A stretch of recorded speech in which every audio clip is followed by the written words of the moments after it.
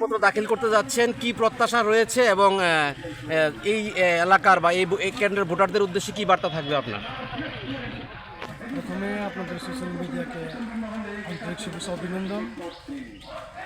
গত 9 তারিখ আমাদের বামফ্রন্ট রাজ্য কমিটি যে আমাদের বামফ্রন্ট আসন্ন এডিসি নির্বাচনের বামফ্রন্টের প্রার্থীদের নামের ঘোষণার পর থেকে আমরা পরের দিন থেকে শুরু করছি আমরা আমাদের 25 নতুন বাজার মালবাসা কেন্দ্রের বিভিন্ন জায়গাতে পরিক্রমার মধ্য দিয়ে আমাদের যে লক্ষণীয় এখন অত্র এলাকার মানুষ কি বিজেপি কি আইপিএফটি কি মথা সরকার তাদের কার্যকলাপের বিরুদ্ধে একটা বিক্ষোভ তারা খুব রয়েছেন।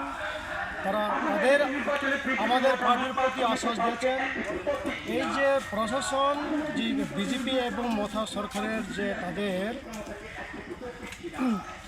যে প্রশাসন চলছে তাদের যে অনৈতিক কাজকর্ম তাদের দুর্নীতি মানুষের সঙ্গে যেভাবে প্রতারণা করে চলছেন শুধু মিথ্যার প্রতিশ্রুতির বাদে আর কোনো কিছু নেই, যার ফলে তাদের কাছ থেকে মুক্ত পাওয়ার জন্য একমাত্র তাদের বিশ্বাস আগামী দিনের জন্য বামফ্রন্ট সরকার ছাড়া কোনো বিকল্প নেই।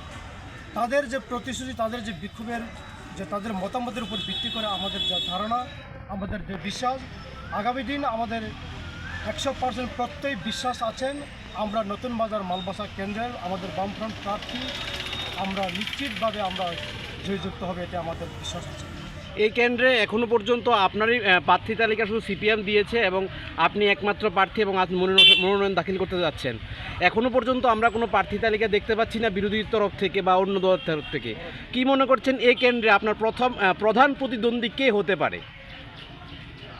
বর্তমান এই সবই পর্যন্ত যতটুকু আমরা পারিপার্শ্বিক বা বিভিন্ন মাধ্যমে আমরা যেটা শুনি আমাদের মূল প্রতিদ্বন্দ্বিতা ওই বিজেপি হোক বা মথাই হোক, বিশেষ করে আমাদের মূল প্রতিদ্বন্দ্বিতা বা বিপরীত হিসাবে আমরা যাদের সঙ্গে প্রতিদ্বন্দ্বিতা করতে হবে তা হলো উন্নয়নের নিরিখে আমরা লড়াই করি, শান্তির জন্য আমরা লড়াই করি, বেকার বন্ধুদের জন্য তাদের কর্মসংস্থানের আমাদের প্রথম লড়াই।